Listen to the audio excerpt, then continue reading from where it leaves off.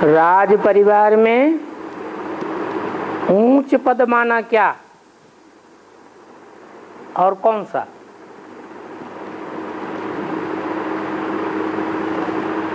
जो राजाओं का परिवार होता है उस परिवार में ऊंचे से ऊंचा लक़ब कौन सा है? हैं? राजा। राजा के बाद रानी, रानी के बाद राजकुमार। राजकुमार ढेर के ढेर होते हैं, उनमें भी बड़े और छोटे होते हैं। वो सब मर्तबे हैं। राजकुमारियां भी होती हैं, वो भी मर्तबा है। फिर बड़े बड़े ओहदेदार भी होते हैं। प्रधानमंत्री होता है, सेना नायक होता है, उनके सहयोगी होते हैं छोटे बड़े असिस्टेंट। वो सब राज परिवार से जुड़े रहते हैं ना। फिर छोटे छोटे पद होते हैं।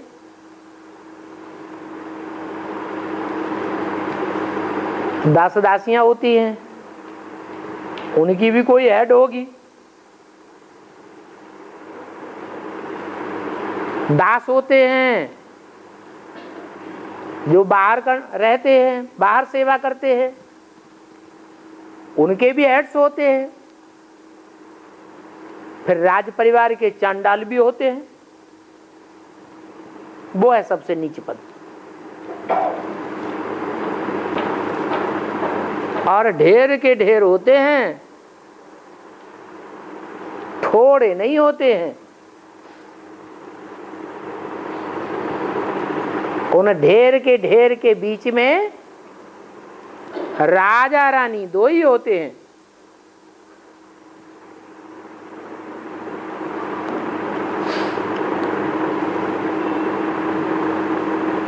त्रेता के अंत तक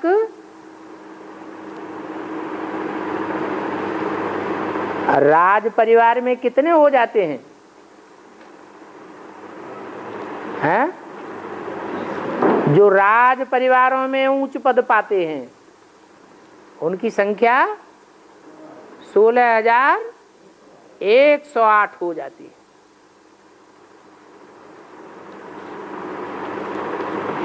और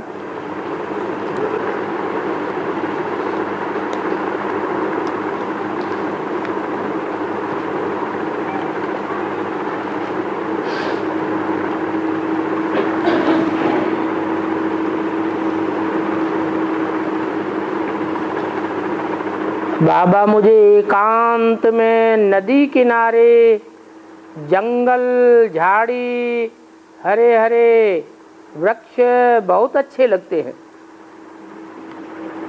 ऐसे स्थान पर बाबा की स्पेशल याद आती है।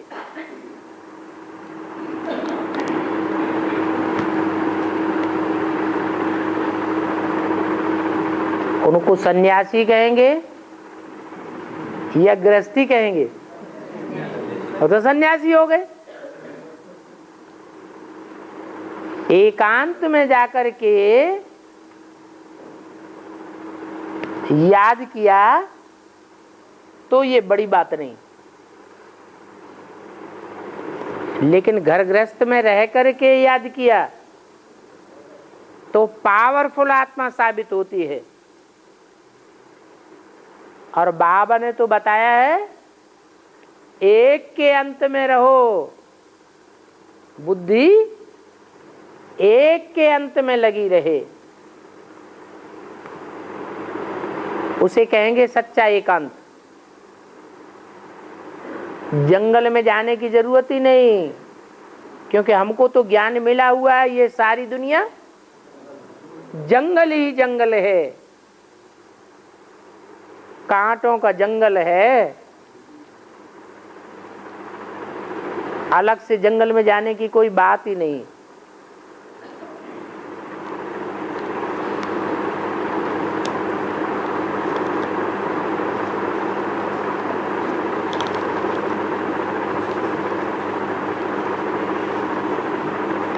स्थूल एकांत में याद देर तक टिके वो बड़ी बात नहीं। शांति में, शांति के वातावरण में शांत रहना कोई बड़ी बात नहीं, लेकिन अशांति के स्थान में रह करके शांत रहना ये ही बड़ी बात है। ये सारी दुनिया में अशांति ही अशांति फैली हुई है। उस अशांत दुनिया को पावरफुल आत्माएं शांत कर सकेंगी या भागने वाली आत्माएं शांत कर सकेंगी? तो ऐसा पावरफुल बनने के लिए अभी से प्रैक्टिस करनी है। आगे चल करके चारों ओर दुनिया में अशांति अशांति होगी। बम फटेंगे तो जंगलों में भी क्या हो जाएगा? आग लग जाएगी। तो कहां जाएंगे? है? तो एकांत की बात हद में छोड़ देनी, बेहद का एकांतवासी बनना है। तो लंबा चौड़ा लिख दिया।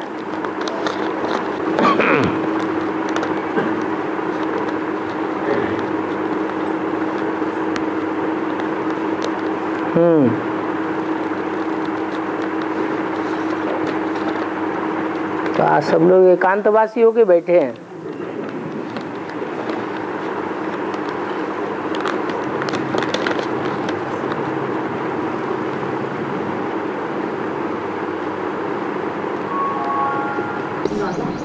मुझे में बोला है कि सतयुग में इच्छा मृत्यु होती है, तो संगम में किस तरह बेहद में इसका संगम में उसकी शूटिंग कैसी होती है? सतयुग में इच्छा मृत्यु होती है या इच्छा मात्रम अविद्या होती है? हैं? सतयुग में इच्छाएं होती हैं, वहां कोई भी प्रकार की इच्छाएं नहीं होती।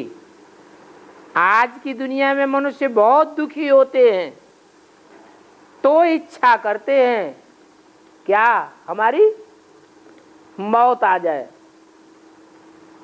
वहां सतयुग में मौत की कोई इच्छा नहीं करता।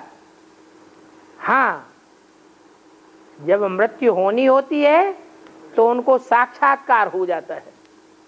इच्छा नहीं करते लेकिन उनको साक्षात्कार होता है, और साक्षात्कार करके वो बड़े आराम से समंदर के किनारे चले जाते हैं। शरीर छोड़ा और समुद्र आके बहा ले गया, खलास। कोई क्रियाकर्म आदि करने की दरकार नहीं। इच्छा मृत्यु यहाँ संगम में होगी। हम जब चाहेंगे तब शरीर छोड़ेंगे। हमारी इच्छा के बगैर मृत्यु भी सामना नहीं करेगी, मृत्यु पर भी विजय होगी। और चांडाल की आवश्यकता नहीं है ना? कहाँ? सतयुग में। तो इसीलिए तो कहा ऊंचते ऊंच पद नीचे नीचे के जन्मों में होता है। नीचते नीच पद नीचे के जन्म में होता है या ऊपर के जन्मों में होता है? कहाँ होता है? नीच पद नीच जन्म में होता है। जैसे जैसे नीचे जावेंगे वैसे वैसे नीच पद पाने वालों की संख्या भी बढ़ती चली जाएगी। और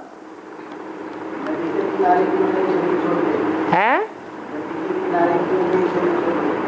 नदी के किनारे और नदी में गंध बढ़ेगा ना। नदी में तो गंध बढ़ेगा, वहां नदियों में कोई प्रकार का गंध नहीं जाता। सागर तो सागर है, उसमें गंध का कुछ असर नहीं पड़ता। नदियां तो गंदी हो जाती हैं, पॉल्यूशन बढ़ता है, बढ़ रहा है। और अभी तो कहाँ कि राज परिवार में चार होते हैं। राज परिवार में जो राज परिवार होते हैं, जितने बड़े बड़े राज परिवार होंगे उतने नीच पद वाले भी होंगे। छोटे राज परिवार होते हैं उनमें नीच पद वालों की जरूरत नहीं। जितना जितना राज्य का विस्तार बढ़ता जाता है उतना उतना नीचे काम करने वालों की संख्या भी बढ़ती जाती है। और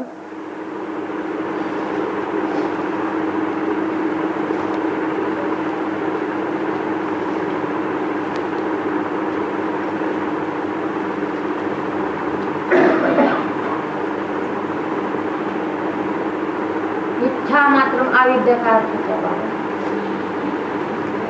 पाना था सो पा लिया, अब हमें कुछ भी पाना शेष नहीं रह गया। क्या? हाँ, जब पा लिया सब कुछ फिर किस बात की इच्छा? तो हो गया इच्छा मात्र अविद्या।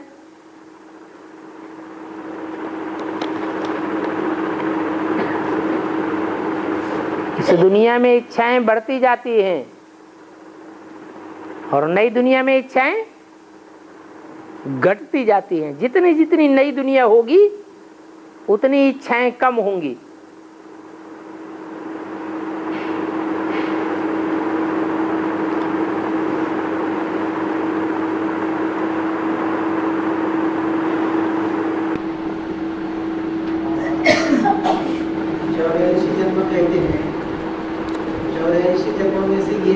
पता नहीं पड़ रहा है शास्त्र में हमारा रोल क्या है अभी ये क्यों नहीं पता लग रहा है? क्योंकि देहभान ज्यादा है। देहभान को हम आत्माभिमान के साथ दोनों तराजू में रख करके तौलें। देहभान का पलड़ा नीचे बैठ जाता है और आत्माभिमान का पलड़ा ऊपर उठ जाता है, तो कुछ पता नहीं लगेगा। जब आत्माभिमान बढ़ता जाएगा तो हमारे जन्म भी खुलते जाएंगे। पहले पहले तो संगम युग में पता चलेगा कि हमारा स्टेटस क्या है, हमको पता नहीं चलता। चलो छोड़ देते हैं। कोई और ब्राह्मण है या नहीं है जिनको पता चल रहा है? ऐसे कोई ब्राह्मण है या नहीं है जिनको पता चल रहा है कि हमारा ये स्टेटस है? पहले जन्म में माला में हमारा ये नंबर है, पहले जन्म में, और उस उमंग उत्साह से कार्य कर रहे हैं। उस उमंग उत्साह के आधार पर आने वाले जो परीक्षाएं हैं उन परीक्षाओं को भी पास करेंगे। वो पास करने वाले नंबरवार होंगे या बिना नंबर के होंगे? उनको अपनी कुर्सी का पता लग जाएगा कि हमारी ये कुर्सी है। वो कुर्सी उनसे उनका पुरुषार्थ करावेगी। वैसे भी दुनिया में कहते हैं जिसको कुर्सी मिलती है वो कुर्सी उसको सब कुछ पहचान करा देती है। हमको पता नहीं चल रहा है, ये बात दूसरी।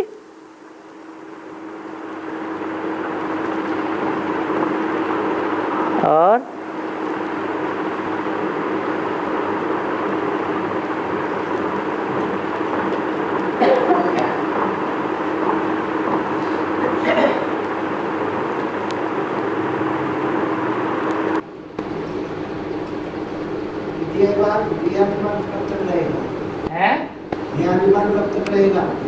जब तक हम प्रैक्टिस नहीं करेंगे, दुनिया जब तक है तब तक देहाभिमान रहता है। दुनिया जब तक है तब तक देहभान रहता ही है? नहीं, दुनिया रहेगी लेकिन देहभान नहीं रहेगा। आत्मा ऐसे अनुभव करेगी जैसे शरीर ये अलग पड़ा है और मैं आत्मा अलग हूं। ऐसी प्रैक्टिस पक्की हो जाएगी, ऐसी प्रैक्टिस पक्की हो जाएगी कि आत्मा अनुभव करे कि जब चाहे अपना शरीर छोड़ करके दूसरे के शरीर में प्रवेश करके उसकी बुद्धि को घुमा दे अच्छी तरह और अपने शरीर में वापस आ जाए। जिसकी बुद्धि घुमा दे वो एटम बम फोड़ने के लिए मजबूर हो जाए। जैसे कोई में आज भी भूत प्रेत प्रवेश करते हैं तो उनकी बुद्धि को घुमा देते हैं और वो काम करने के लिए मजबूर हो जाते हैं। ऐसा फरिश्ताई शरीर हमारा बन जाएगा।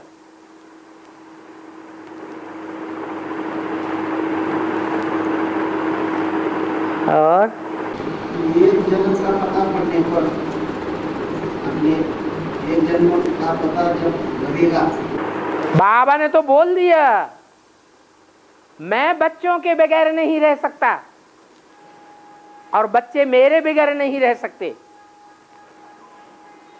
ऐसे कोई बच्चे हैं या बाबा ने झूठ बोल दिया है?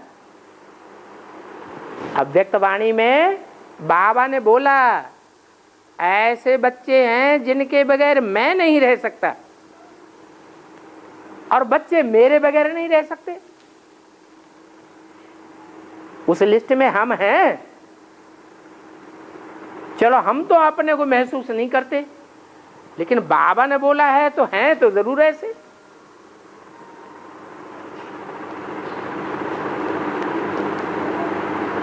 बाप ने तुम बच्चों को नई दुनिया की सौगात दी है। चलो हम अनुभव नहीं करते हैं वो नई दुनिया की सौगात का। उस दुनिया में तुम बच्चे आना जाना भी करते हो, हम अनुभव नहीं करते। लेकिन कोई बच्चे हैं जो ये अनुभव करते हैं। इसकी यादगार है आज भी दुनिया में ऐसा वो यादगार देखने में आने लगा है। नया मकान बनाते हैं तो चारों तरफ से क्या करते हैं, उसको छुपा देते हैं, पर्दा लगाए देते हैं। तो नई दुनिया का फाउंडेशन सबको नहीं दिखाई पड़ रहा है। जो जो आत्माभिमानी बनने की उस स्टेज पर पहुंचते जाएंगे, संगम युग में हमारा ये मर्तबा पक्का हो गया कि हम ही सूर्यवंश की लिस्ट में आने वाले हैं। हम दूसरे लिस्ट में जाने वाले, दूसरे धर्म में कन्वर्ट होने वाले नहीं हैं। तो पहले जन्म का पता चल गया ना।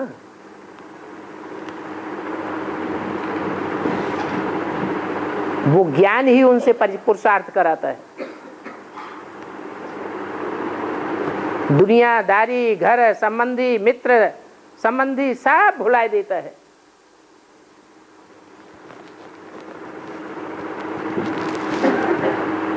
देह और देह के संबंधों से नष्ट हो मोह। स्मृति आ गई अपने पद की, अपने स्टेटस की,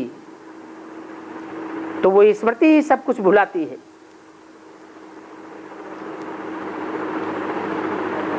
उसे कहते हैं स्मृति लब्धा।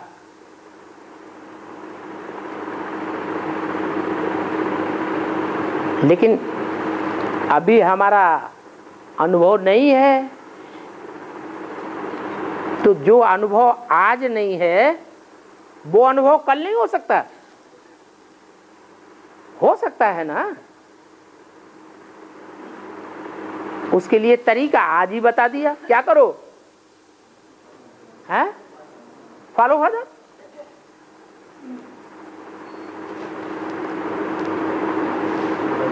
फादर क्या करता है, फादर ने क्या किया, क्या कर रहे हैं, वो हम भी करें।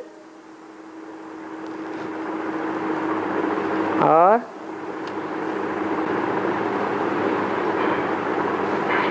किसी ने पूछा, शनिदेव ने महादेव को कहा मैं तुम्हारे पास आने वाला हूं। शनिचर की दशा तो खराब है।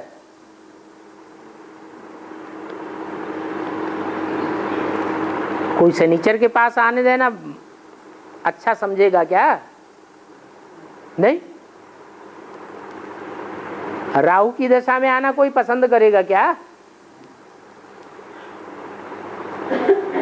ये तो गिरती कला में ले जाते हैं। तो शनिदेव ने महादेव को कहा मैं तुम्हारे पास आने वाला हूं, तो महादेव ने कहा मेरे पास नहीं आना। तो भी शनिदेव महादेव के पास गए, तो महादेव शनिदेव के आने से पहले ही पर्वतों में छिप गए। इसका क्या मतलब हुआ? क्यों छिप गए? है पर्वत माने क्या? ऊंची स्टेज। ऊंची स्टेज में जावेंगे तो माया रावण हमारा कुछ भी नहीं बिगाड़ सकता। नीचे की दुनिया में, नीचे की स्टेज में रहेंगे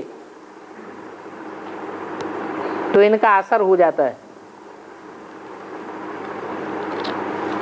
और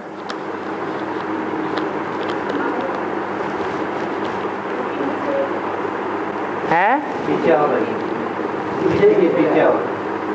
क्या? अभी पड़ा हुआ है, पीछे भी है।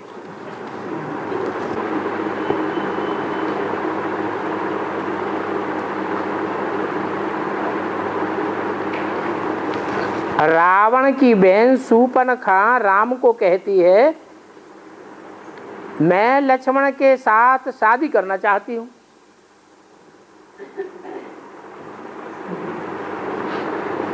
राम और लक्ष्मण आमने सामने बैठे थे थोड़ा दूर पे। तो शूर्पणखा राम के पास, राम के सामने गई और कहती मैं लक्ष्मण के साथ शादी करना चाहती हूं। तो राम ने शूर्पणखा के पीछे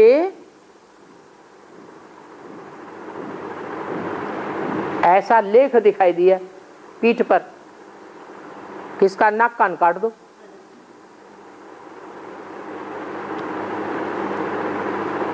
तो ऐसा राम ने क्यों किया?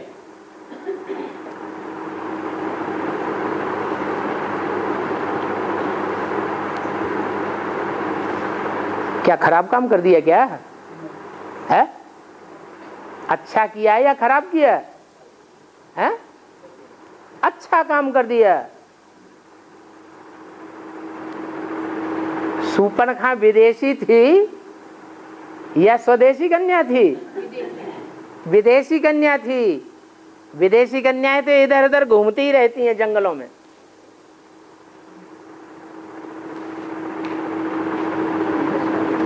इधर उधर घूम करके जिसका चाहते हैं उसका सत्तर डोलाई देती है।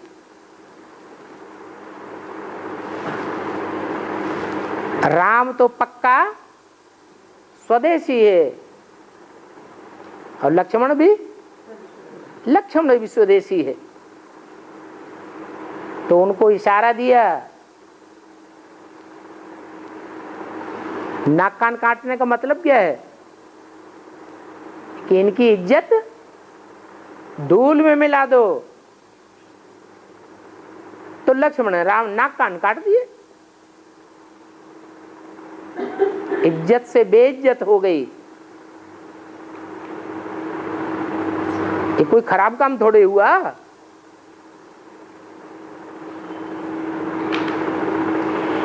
आगे चल के बहुत बेइज्जत होने वाली है, क्योंकि इन वैश्याओं ने ही भारत का नाम बदनाम किया है।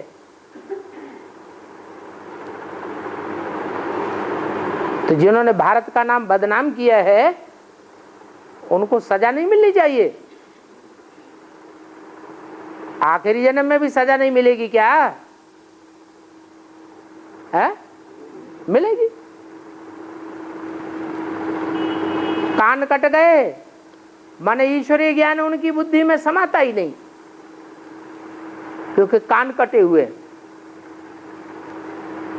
नाक कट गई उनकी नाक ईश्वर के और देवताओं के गुण देखती ही नहीं।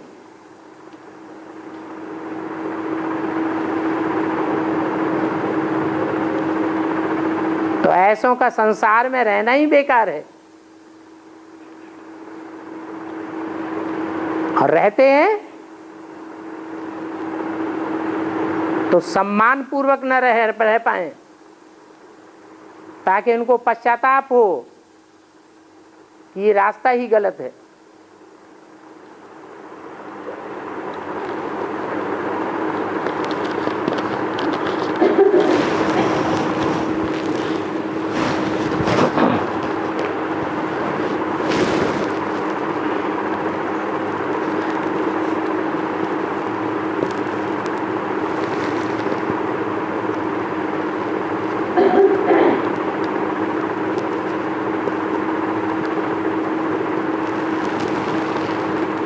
पांडवों का किला बनाने के लिए दूरंदेशी होना चाहिए। दूरंदेशी का अर्थ क्या है?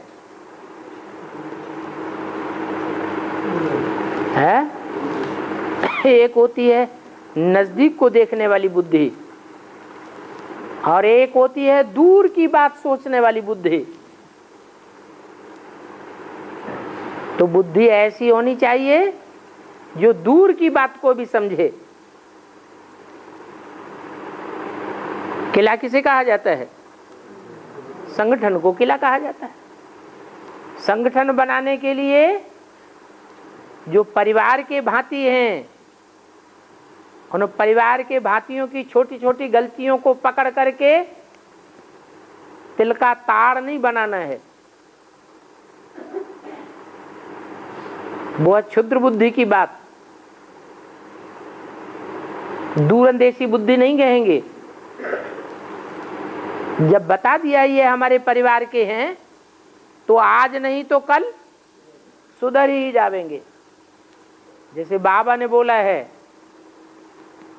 वरदान दिया है हम बच्चों को, तुम्हारे परिवार के सब भांति ज्ञान में चलेंगे,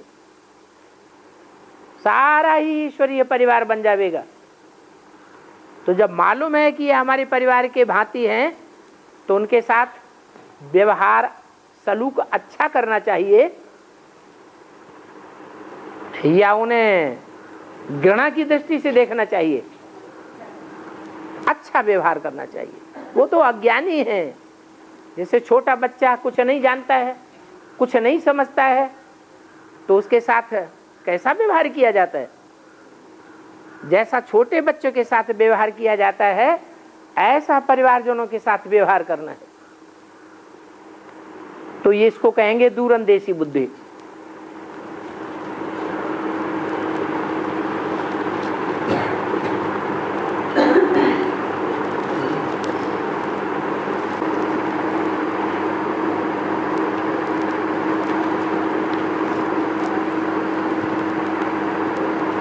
यहाँ के ज्ञान रतन वहाँ के स्थूल रतन बन जावेंगे।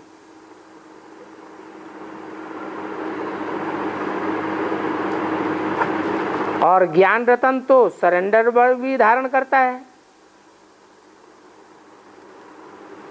नॉन सरेंडर वर्ग भी धारण करता है। तो जो सरेंडर होने वाले हैं वो क्या ज्ञान रत्नों के साहूकार बनेंगे?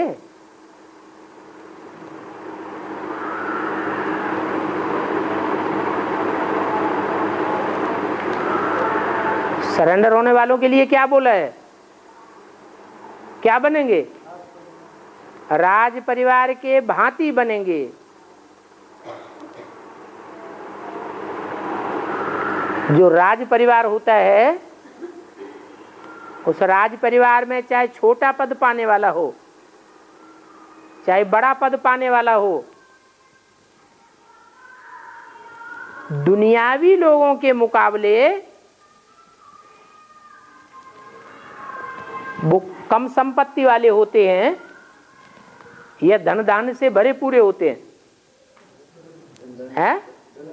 धन धान्य से भरे पूरे होते हैं। अरे पहले जन्मों की तो बात ही छोड़ो, आज के अंतिम जन्म में भी जो राजकाज संभालने वाले भांति हैं, उनका कितना मान है। आज लोग धंधाधोरी करना पसंद ज्यादा करते हैं, या कोई नौकरी मिल जाती है तो ज्यादा खुश होते हैं। क्यों? क्योंकि उन्हें बहुत पेमेंट मिलता है। प्राइवेट दुकानों में, प्राइवेट कारखानों में काम करने वालों को इतना पैसा नहीं मिलता है। जो राजकाज के काम करते हैं, धंधे करते हैं, उनको बहुत पेमेंट मिलता है। इसलिए वो तो अच्छे साहूकार जैसे ही बन जाते हैं। इसलिए साहूकारों से सरेंडर्ड वर्ग की तुलना नहीं करना चाहिए। सरेंडर होने वालों में अगर दास दासी भी बनते हैं राज परिवार के, तो भी कम पैसा पाने वाले हैं या ज्यादा पैसा पाने वाले होंगे? ज्यादा पैसा पाने वाले।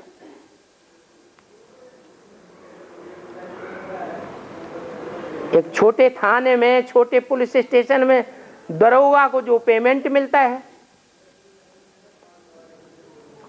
और प्राइम मिनिस्टर का जो दरोगा होगा उसको कितना पेमेंट मिलेगा? छोटे से ऑफिस में ड्राइवर होता है, उसको जो पेमेंट मिलता है, उसके मुकाबले राष्ट्रपति का जो ड्राइवर होगा उसको कितना पेमेंट मिलता होगा? बहुत ज्यादा पेमेंट मिलता है। तो सरेंडर्ड वर्ग की तुलना दुनिया के जो साहूकार हैं उनसे नहीं की जा सकती।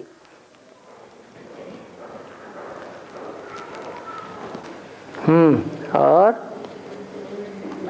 है लक्ष्मी बिठाती है घर घर में, उसका भेद का अर्थ क्या है?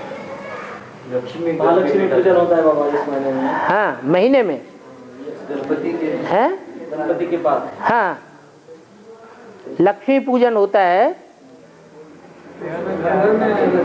हाँ, क्यों? अभी कल को उसमें भी रही पूजा, उसका भेद का अर्थ क्या है? जब शादी होती है बच्चे की, घर घर में बच्चों की शादी होती है, तो क्या कहते हैं? घर में लक्ष्मी आई। तो कोई ऐसी भी लक्ष्मी होगी ना, कोई ऐसा भी बेहद का परिवार होगा, इस वो है बेहद के परिवार में लक्ष्मी आई होगी पहले पहले, जिसकी यादगार में आज भी भारत में घर घर में लक्ष्मी का पूजन करते हैं, आवाहन करते हैं। कहाँ की यादगार है? संगम युग की यादगार। संगम युग में जैसा हुआ है वैसा भक्ति मार्ग में जन्म जन्मांतर आचरण करते आए हैं। और कंट्रोल आदि बंद करेंगे बाबा है, कंट्रोल आदि बंद करेंगे, फिर भाव बढ़ाएंगे। कंट्रोल आदि मना राशन है, राशन हाँ बंद कराएंगे, हाँ, फिर भाव बढ़ाएंगे। फिर भाव बढ़ाएंगे। अरे राशन बंद करने की बात क्या है? आजकल तो भ्रष्टाचार इतना बढ़ गया है कि राशन की दुकान वाले जो दुकानदार हैं वो सारा राशन पहले ही ब्लैक में बेच देते हैं। तो राशन तो पहले ही बंद हो चुका।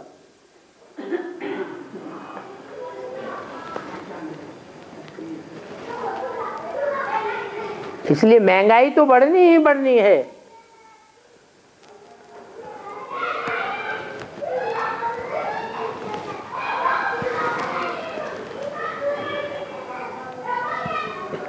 जितना बीमारी बढ़ेगी, जितना हम बीमार पड़ेंगे, उतना हमारे धर्मराज की सजा कम होगी।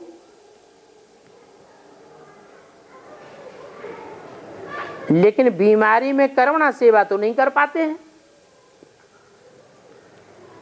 तो क्या धर्मराज की सजा कर्मणा सेवा न कर पाने के कारण ज्यादा भोगनी पड़ेगी? है? बीमार पड़ते हैं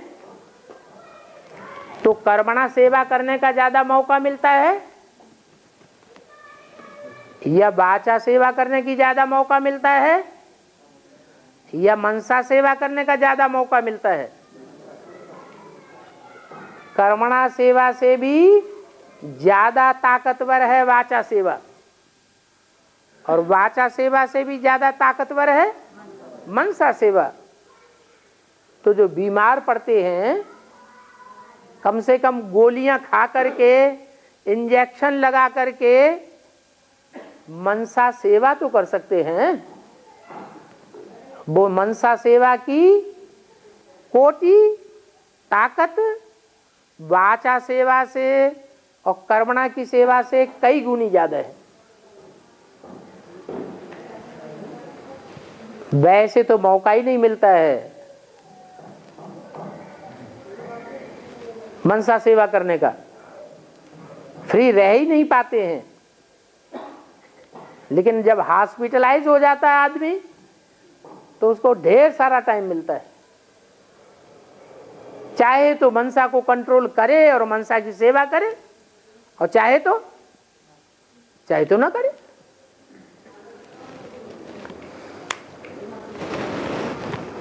बाबा, पाकिस्तान का प्राइम मिनिस्टर जो है उसने कहा हमारे पास सिर्फ 2 महीने का ही धन है जो हम लोगों को पेमेंट कर सके। है 2 महीने का ही पैसा है हमारे पास। 2 महीने का एक पैसा? 2 महीने का ही हमारे पास बजट है जो लोगों को हम दे सके। है तो बेहद में क्या है लोग उसका हद में जो पाकिस्तान का प्राइम मिनिस्टर है वो कहता हमारे पास 2 महीने का ही धन है जो हम पगार दे सके। ब्राह्मणों की दुनिया में एक है हिंदुस्तान और एक है पाकिस्तान। पाकिस्तान में किसका राज्य होगा? कौन सी कौम का राज्य होगा? है? अरे कौन से धर्म वालों का राज्य होगा? है? मुसलमानों का, इस्लामियों का राज्य होगा। तो ब्राह्मणों की दुनिया में 2 ग्रुप है। उन 2 ग्रुप में ऐसा ग्रुप कौन सा है जहां पहले भी मुसलमानों का राज्य था, आज भी मुसलमानों का ही राज्य चल रहा है? भीख मांगते रहते हैं मुसलमान। भीख मांगना, हत्या करना, डकैती डालना, ये किसका काम है? जोर जबरदस्ती करना किसका काम है? मुसलमानों का काम है। उन मुसलमानों के देश में कोई प्राइम मिनिस्टर भी है।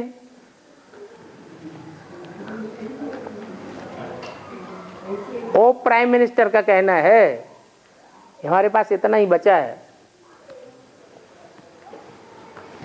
वो है स्थूल धन, स्थूल पाकिस्तान के पास। और यहां है, यहां कौन सा धन है? बेहद का धन। वो धन खलास होता जाता है। दृष्टि का लेन देन करेंगे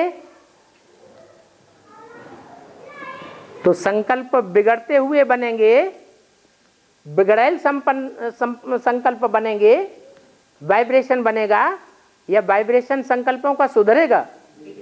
बिगड़ेगा।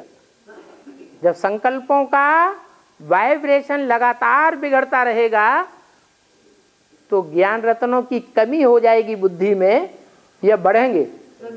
कमी हो जाएगी। तो ठीक तो कह रहा है, हैं? और अभी तो बाढ़ आ गई बहुत जबरदस्त।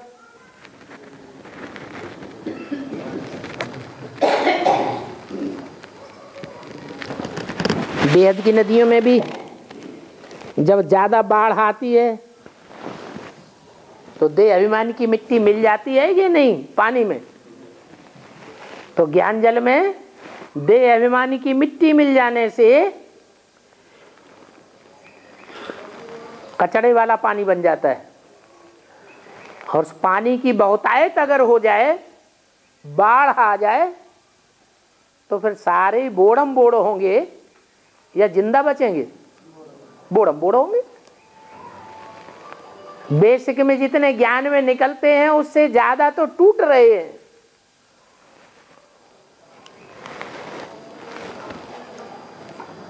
तो बोड़म बोड़ हो गए ना। और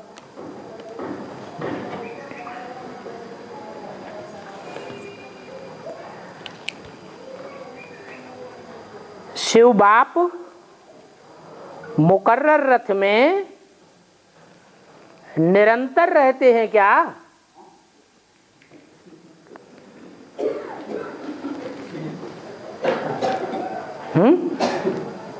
पता ही नहीं पता ही नहीं पड़ता। अच्छा, तुमको पता नहीं पड़ता तो मुरली क्या कहती है सो तो ध्यान धरो। पता समझना है कि है हमें हमेशा समझना है कि शिव बाबा। मुरली एक तरफ ये भी कहती है कि सदा ये समझो कि इसमें शिव बाबा है। अगर सदा शिव बाबा को देखेंगे तो तुम्हारा ही कल्याण होगा, शिव बाबा सदा याद रहेगा।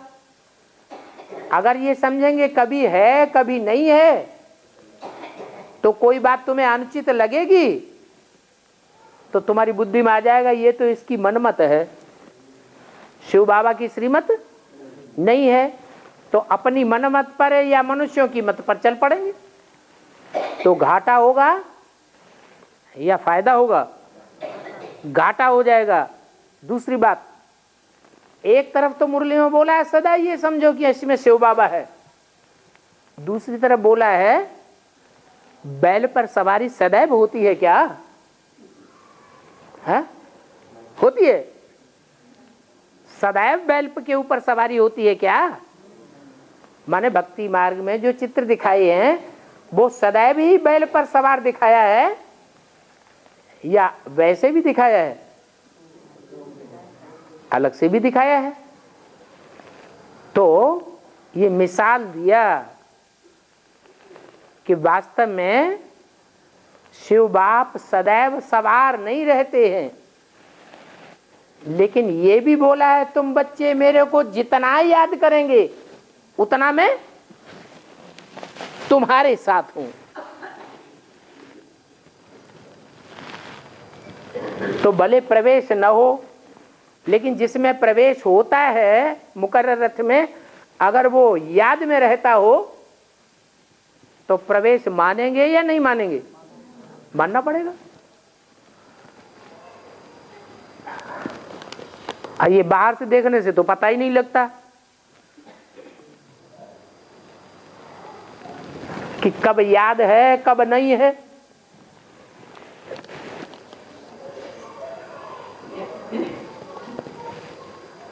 तो अनुमान करने की तो बात ही नहीं होनी चाहिए, क्योंकि अनुमान से तो नुकसान हो जाता है।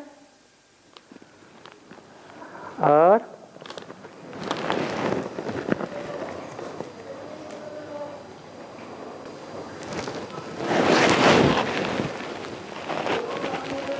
बाबा विदेशी धर्मों में जो के लोग हैं उन्होंने कोई शरीर छोड़ता है तो देह को मिट्टी में दबाया दिया जाए, क्योंकि वो देहात्मा को जला नहीं पाता पूरा, इसलिए मिट्टी में दबा दिया जाता। तो स्वदेशियों में ऐसा शैव पंथ है, हिंदुओं में शैव पंथ है, हाँ, उनके उनमें भी ऐसा मिट्टी में दबाया जाता है। उसका कारण क्या है? शैव पंथियों में जो शिव उपासक है, जो शिव उपासक है उनको भी मिट्टी में दबा देते हैं। उसका मतलब क्या है? मतलब यह है कि शिव बाप विदेशी बन करके आता है या स्वदेशी बन करके आता है? तो बाप विदेशी बन करके आता है तो जो बच्चे होंगे पक्के पक्के शिव के बच्चे शैव संप्रदाय, वो बाप को फॉलो नहीं करेंगे? करेंगे कि नहीं? फॉलो करेंगे। तो एक तो बात यह है कि वो शैव संप्रदाय है। दूसरी बात यह है जब बाप को फॉलो करेंगे और बाप साकार तन में आता है तो साकार तन में आते हुए भी, मिट्टी के चोले में आते हुए भी उस मिट्टी से परे की स्टेज में रहता है या मिट्टी में मिल जाता है? और धर्म पिताएं भी आते हैं, वो भी मिट्टी के चोले में आते हैं, लेकिन वो मिट्टी से परे होकर रहते हैं या मिट्टी में उनकी आत्मा मिल जाती है, मिट्टी के संग का रंग लग जाता है। तो जो फॉलो फादर बच्चे हैं वो ऐसी आत्मिक स्टेज में पक्के रहते हैं, बुद्ध रूपी हाथ में उनके लिंग रहता है, ऐसी याद पक्की होती है कि वो देह में रहते हुए भी जैसे कि देह में है ही नहीं। इसलिए देह को मिट्टी में दबा देते हैं। मिट्टी में दबाने के बावजूद भी मिट्टी में उनकी आत्मा समाई हुई नहीं रहती है।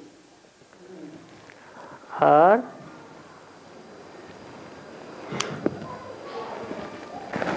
जब शरीर छोड़ते को भी हाथ में लिंग रख के उनका मिट्टी में दबाई देते हैं। हाथ में लिंग रखने का मतलब क्या हुआ कि बुद्ध रूपी हाथ में आत्मिक स्थिति है, आत्मा से परमात्मा बाप दूर नहीं होता। और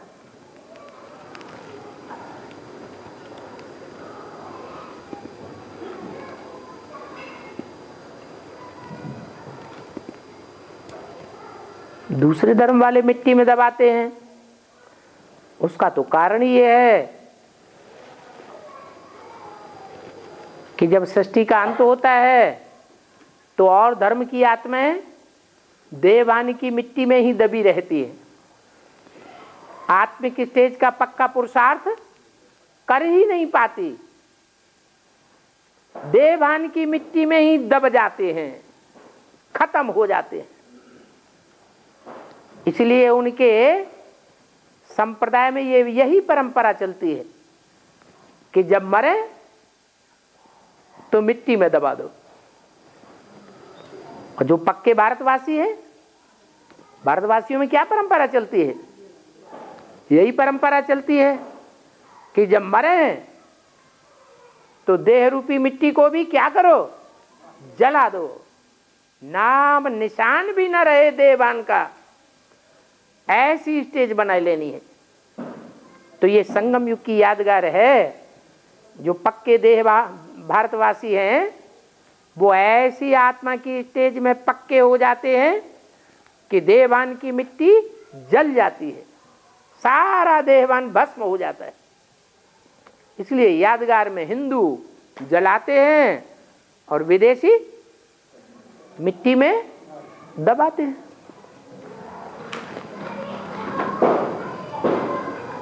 और